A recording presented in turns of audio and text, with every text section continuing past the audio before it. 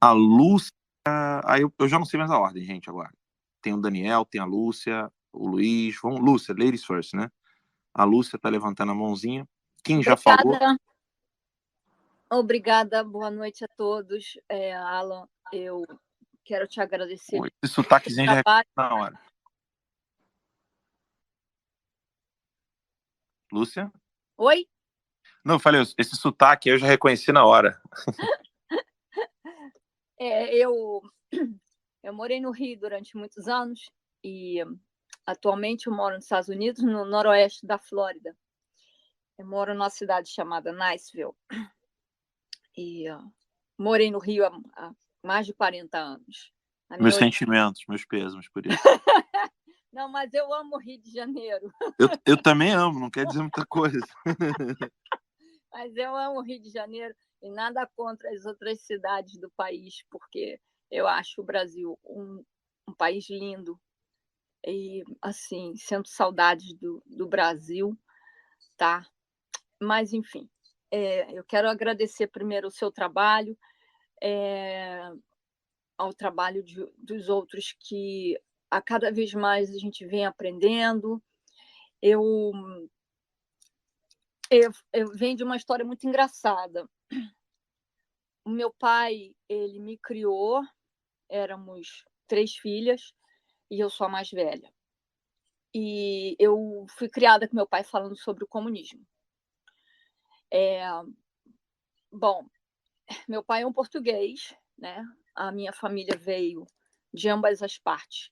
Nós viemos em porão de navio, tá? Nós não, eu não vou me incluir nisso, mas a família do meu pai e da minha mãe vieram da Europa. Só uma curiosidade, da Açores ou não? Hã?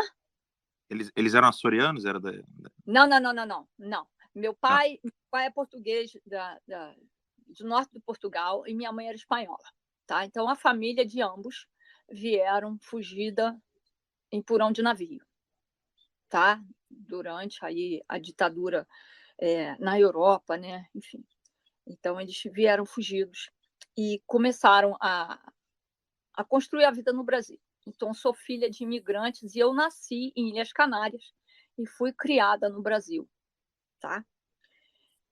Enfim, então eu fui criada com meu pai falando sobre o comunismo como se fosse a oitava maravilha do mundo.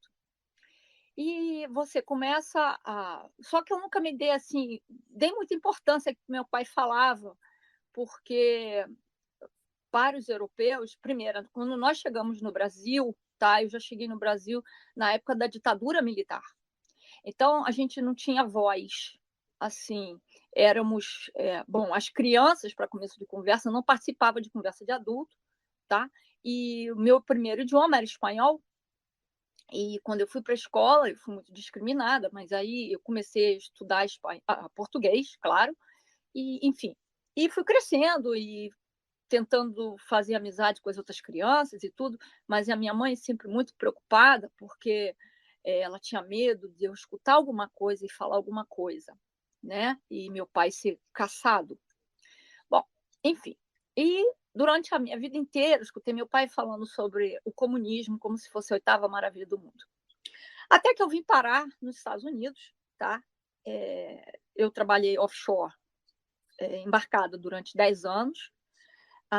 Eu fui técnica de segurança do trabalho, tradutora e radiooperadora. E eu vim para os Estados Unidos algumas vezes, até que a última vez, a empresa na qual eu trabalhava, ela estava na Lava Jato. Ela mandou 6 funcionários para cá, e isso já fazem 8 anos, tá? Ela mandou a gente para cá e chegou aqui, ela simplesmente jogou a gente aqui, tá?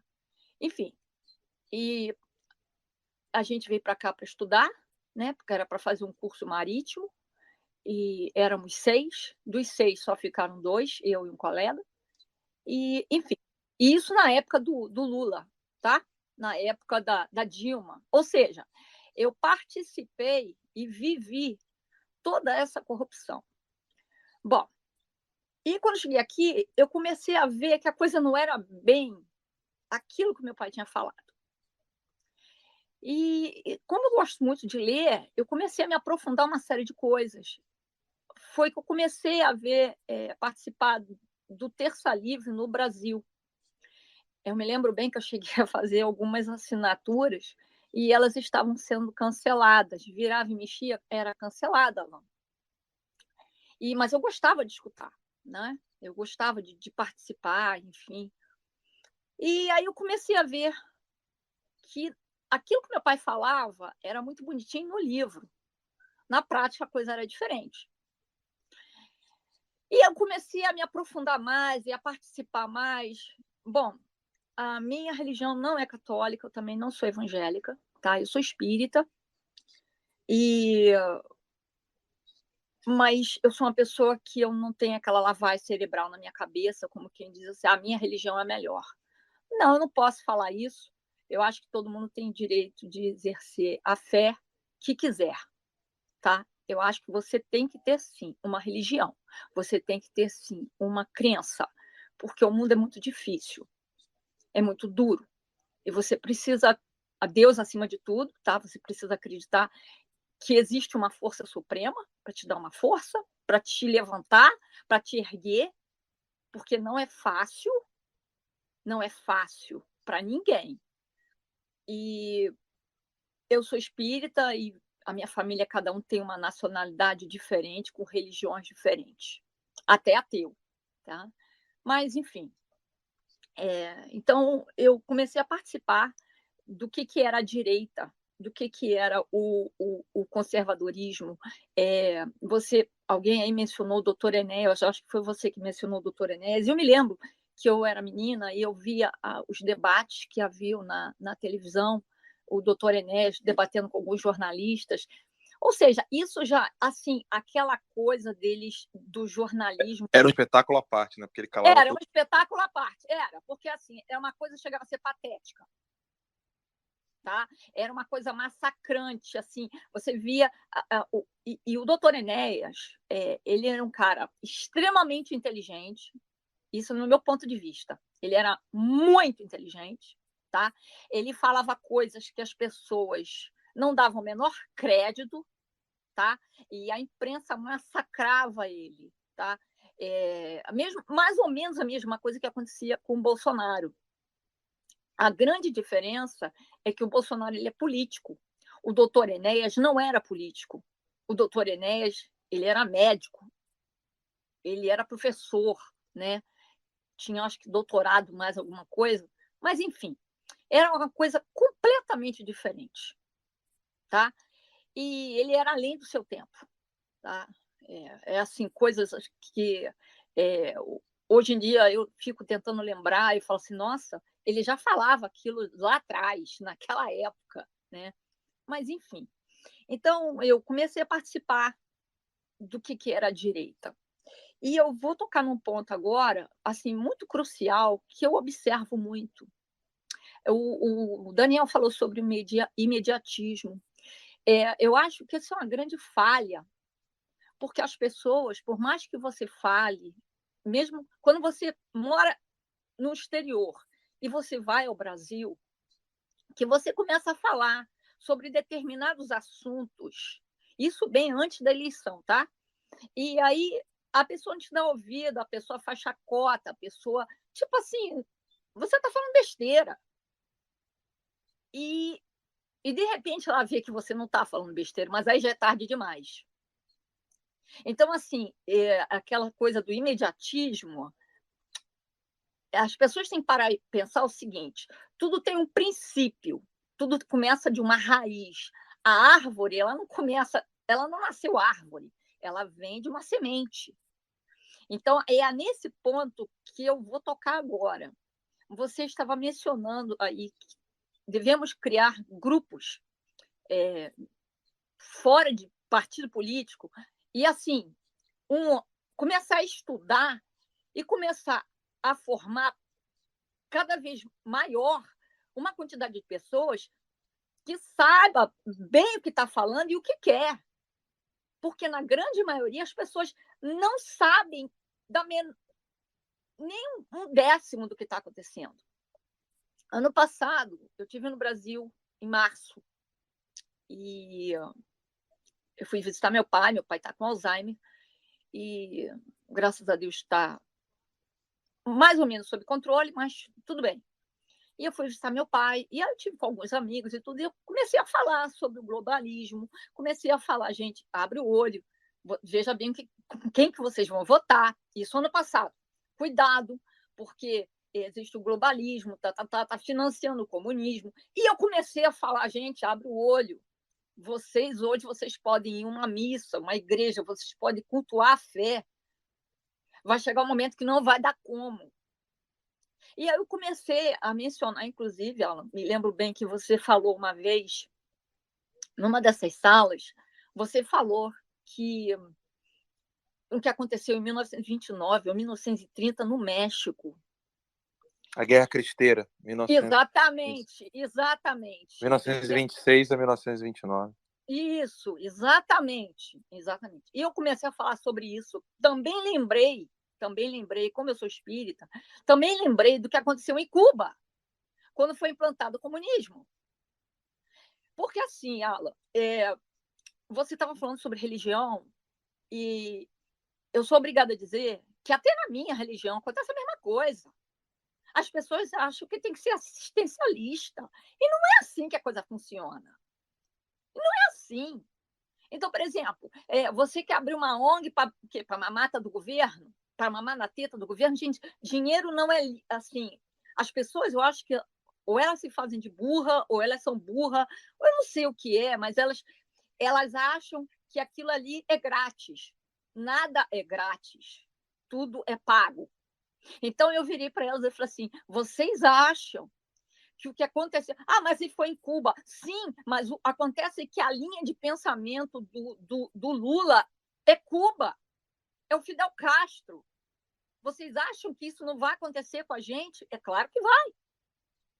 É claro que vai começar pelas religiões cristãs e depois vai partir para a religião de raízes africanas.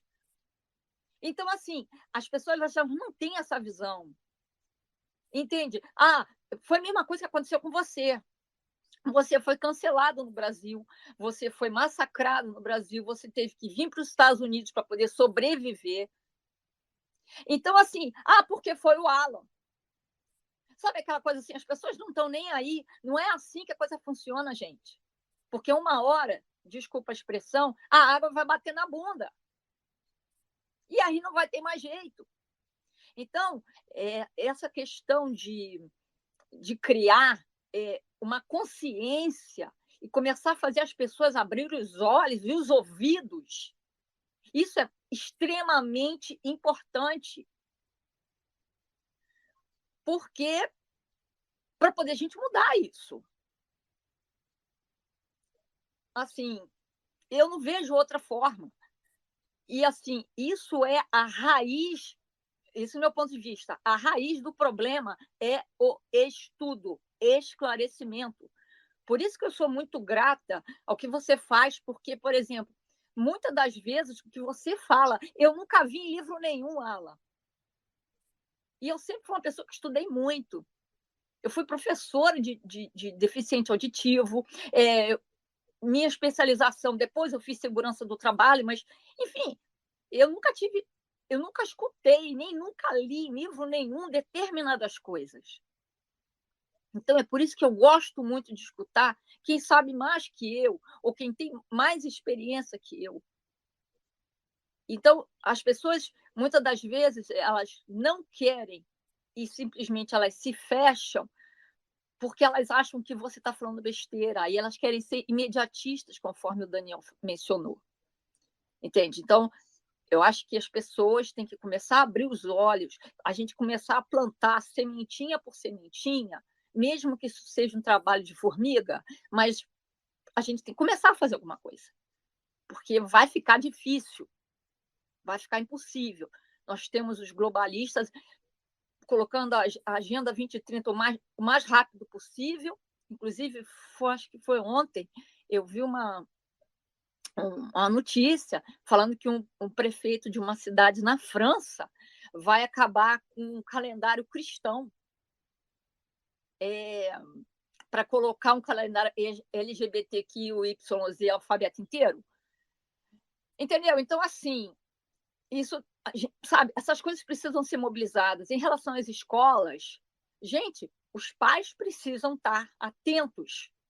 E os pais precisam ir em reunião e começar a enfrentar aquilo ali. A começar, sabe, a dizer, não, peraí, não é isso que eu quero para o meu filho. Sabe? Parar de ficar vivendo dentro de uma bolha, porque também tem esse detalhe, tem pessoas que vivem dentro de uma bolha e fica complicado, muito complicado, sabe? Então a gente tem que fazer trabalho de formiga, ainda que seja difícil. Eu dentro do centro, quando eu participo, principalmente no Brasil, né? Eu falo, pelo incrível que pareça, existem muitas pessoas de direita, pessoas que, assim, elas não são cristãs, não são evangélicas, elas são candomblecistas, elas são bandistas, e que elas defendiam e defendem o posicionamento do presidente Bolsonaro. Parece até uma piada, mas não é. Isso é fato. Eu sou uma. E existem outras pessoas que têm um nível de educação alto, bom, e elas comentam, não, ele fazia isso, ele queria isso, ele nunca disse que queria acabar com os terreiros de candomblé e de umbanda, isso nunca aconteceu, isso é falácia, isso é lorota, isso é narrativa que foi criada. O que houve, sim, foi que estavam usando o nome de pastores no Rio, traficantes dizendo que era traficante de Jesus, alguma coisa desse gênero, e invadindo, quebrando terreiros de candomblé. Tá? Inclusive, algumas pessoas foram até mortas, ok? Mortas, assim, infartou mesmo pelo susto e etc. e tal. Mas, enfim, e até a ministra Damares, na época, ela mencionou sobre esse assunto, tá? Que isso não podia acontecer, tá? Que não havia esse tipo de coisa dentro do governo, entende? Então, esse é meu ponto de vista. Eu amo o Brasil, conforme eu falei, e eu acho que é por aí. A gente tem que começar a jogar a semente e, assim, e persistir, e falar, e vamos embora, não é isso, é aquilo. E, Alan, por favor, quando você tiver os seus cursos, eu quero fazer parte deles, porque, puxa vida, eu fui cancelar a minha inscrição tantas vezes, eu acabei não fazendo, né? E eu espero que você consiga em breve. E é isso aí.